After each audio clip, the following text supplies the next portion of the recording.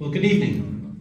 My name is Mateo Dunne, and I'm a proud Democrat, husband, and father who's running to represent our community on the Fairfax County School Board. I'm an attorney and entrepreneur.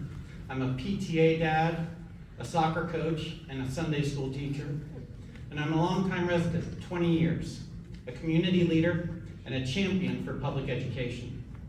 I'm proud to have the support of current and former members of the school board, including Chris Amundson and Karen Corbett-Sanders. I'm also proud to be endorsed by the people who have served as supervisors, including Jerry Hyland and Dan Stork.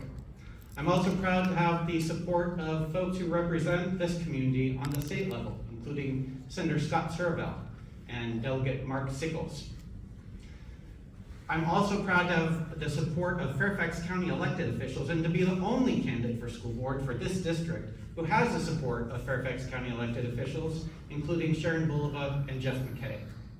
I'm proud to be endorsed by the Fairfax County Democratic Party, by the Fairfax Education Association, the Teachers Union. I'm the only teacher endorsed candidate for school board, and of course, CASA in Action. My wife and I moved here 20 years ago because we wanted our children to attend the best public schools. Now, we could have lived anywhere, but when we moved to the DC area, when I got a job with a law firm in DC, I said, Fairfax County is the place to be. I've heard my whole life that has the best public schools, and so that's where we're gonna be. And we moved to the Mount Vernon district because this is the best district of any part of Fairfax County, the most historic, the greatest place to live. And so I'm very proud to be living here for 20 years. All three of my children went to Fairfax County Public Schools from kindergarten through 12th grade, Fort Hunt Elementary, Carl Sandburg Middle School, and West Potomac High School. I'm a military family. Two of my three children have gone into the military, and my youngest is going to graduate this year and is contemplating a career in the Air Force.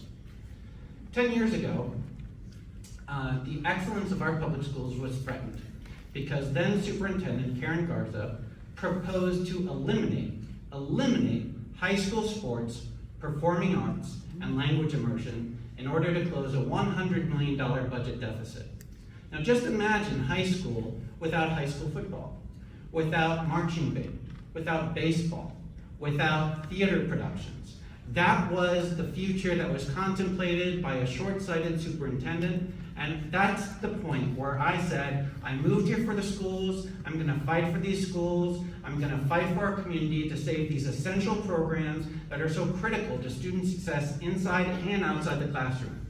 So I organized an unprecedented coalition of advocacy groups, teachers unions, and PTAs. Together we generated thousands of letters and emails. I personally organized a 500-person rally at the Fairfax County Government Center, and I organized dozens of speakers at public hearings before the Board of Supervisors and the school board. And the result was that the Board of Supervisors decided to allocate an additional $88 million to save these essential programs for current and future students. Since then, I've continued to be very active and advocating to strengthen our public schools. I served as the Vice President of Advocacy for the Fairfax County Council PTA, representing 170 PTAs and 40,000 members at the state and local levels to get increased funding and resources for our students. I also led the renovation. I helped to guide the renovation of West Potomac High School to enhance campus security and eliminate 18 trailers. I also led multiple school bond campaigns that fund the renovation of our public schools to make sure that we reduce the renovation time lag and make sure that our students have modern classrooms in which to learn. Now, this is a very important election, and I want to emphasize that because the future of public education is at risk. We have on one side the Republicans who are looking to fund charter schools and school vouchers, which would take public money and give it to citizens for private education. That would lead to a spiral of destruction. We've seen it in state after state, community after community. We have the Republicans who are seeking to ban books, which I oppose because I don't think we should infringe parents' and students' freedom of expression. I also think that we ought to be looking at how we can really focus on the real issues. We need to address the learning loss. We need to reduce the achievement gap.